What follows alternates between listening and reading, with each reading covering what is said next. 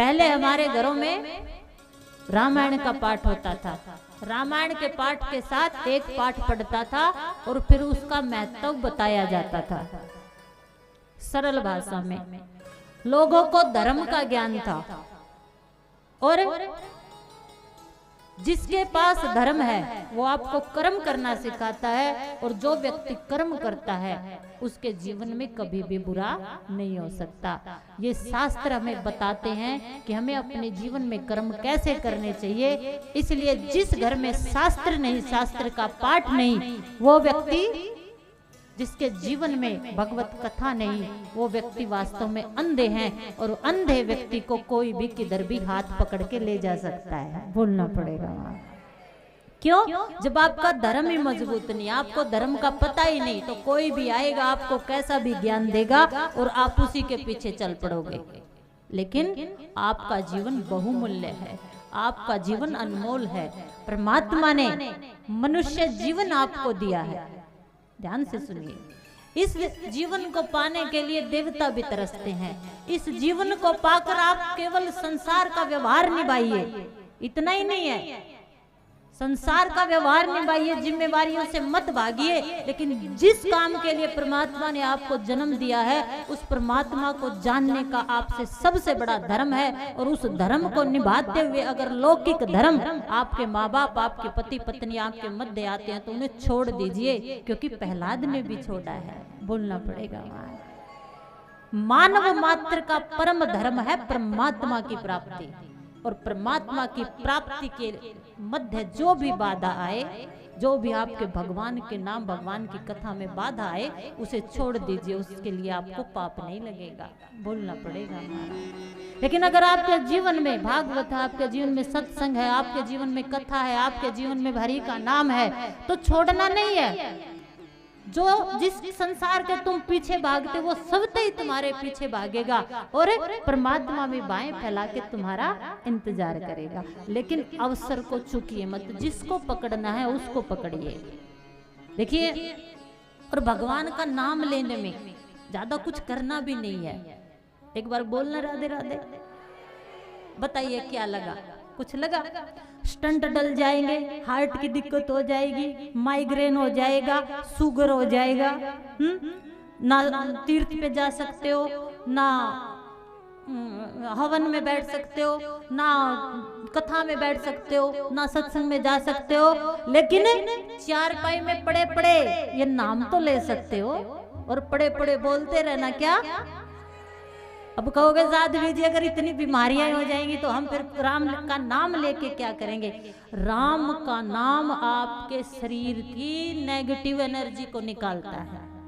10 minute भी बैठकर अगर आप राधे राधे बोलते हो तो आपके शरीर की सारी नकारात्मक ऊर्जा निकल जाती है, और एक पॉजिटिव वाइब्रेशन का कवच आपके चारों तरफ फैल जाता है। इसलिए आपको कोई भी बीमारी नहीं हो सकती। बोलना पड़ेगा हमारा।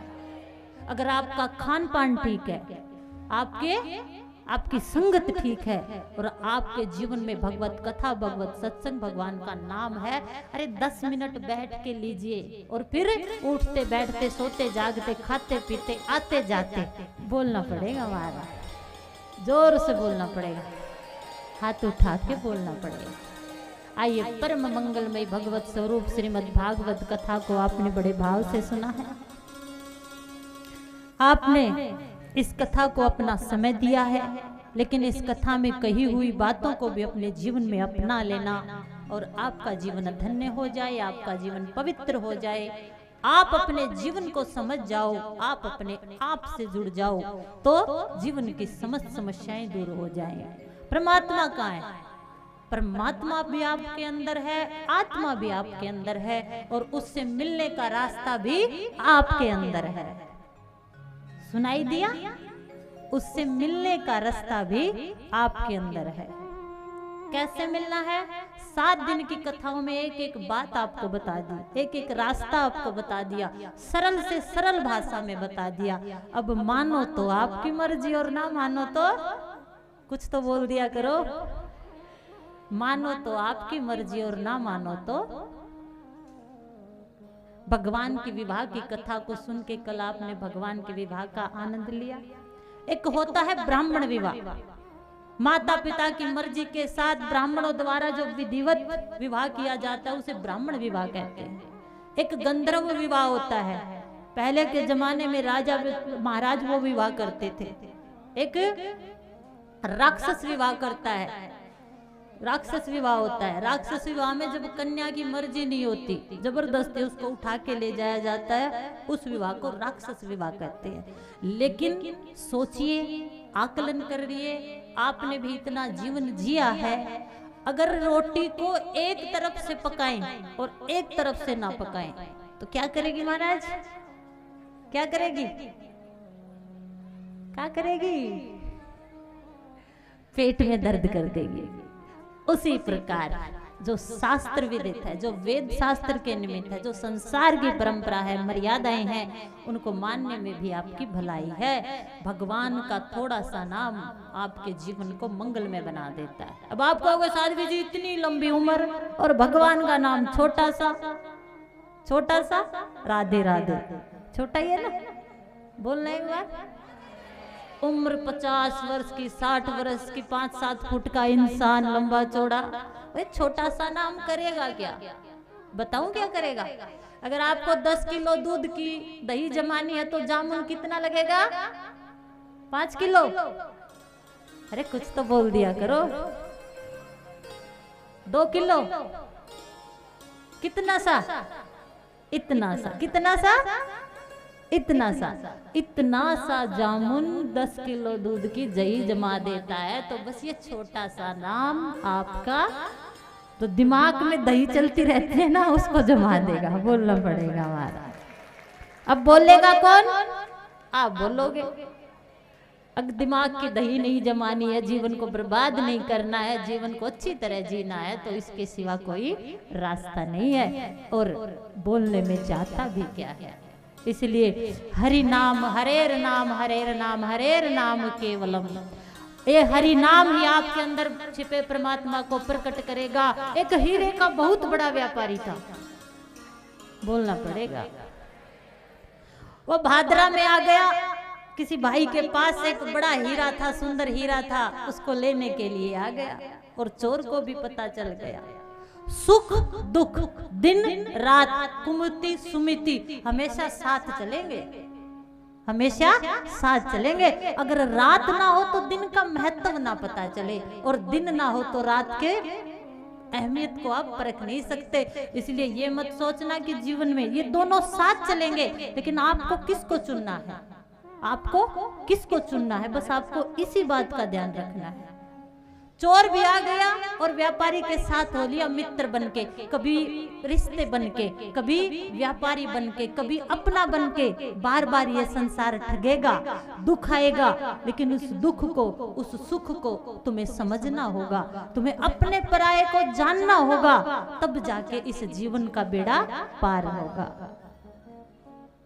जवारी ने हीरा लिया, साथ चोर लग गया। तेरा मित्र हूं मैं, तेरे साथ रहूंगा, खूब सेवा की। चलते चलते मित्र को दिल्ली जाना था, रास्ते में वो रोहतक रुके, रात बिताई। अब रात बिताई तो उस साथ चोर लगे व्यक्ति ने उस व्यक्ति को खाने की वस्तु में कुछ नशीले चीजें दे दी। उसको नींद आ गई और उसने उसका सारा सामान देख लिया, लेकिन उसको हीरा नहीं मिला। रास्ते में आगे वो फिर एक जगह रुके, वहां भी उसने ऐसा ही किया। बार बार खोजते हुए भी जब उसको हीरा नहीं मिला, तो तीसरी रात उसने सुबह उठते ही उसके आगे हाथ जोड़े। मैं तेरा कोई मित्र नहीं हूं, मैं तेरा कोई साथी नहीं हूं, मैंने नशा दिया तुझे, तुझे सुला दिया, मुझे वो हीरा चाहिए। बस मैंने तेरा सारा सामान खोज डाला, तू ये बता दे वो हीरा रखता क्या है। मैं तेरे पैर पकड़ता हूँ, मैं तुझे मन्नत करता हूँ, मैं तुझे प्रार्थना करता हूँ, मुझे ये बता दे वो हीरा कहाँ है। उसकी आंखों से आंसू निकले हैं, वो झुका है। तो व्यापारी कहता घबरा मत, मुझे पता था व्यापार करता हूँ तो इतना दिमाग तो है ही, इतना दिमाग तो है ही, तू मेरे साथ लगा तभी मैं समझ गया था। तो वो कहता है तू जो भी समझ गया, लेकिन ये बता दे, मैंने तेरा सारा सामान देख लिया, बैग देख लिया, अटैची देख ली, जूते देख लिए, कपड़े देख लिए, कुर्ते देख लिए, जेब देख लिया, रखा कहाँ है? वो कहता है तूने मेरा सामान तो देख लिया, क्या तूने तेरा सामान देखा? जब भी मैं सोता इस हीरे को तेरे कुर्ते की जेब में रख देता था।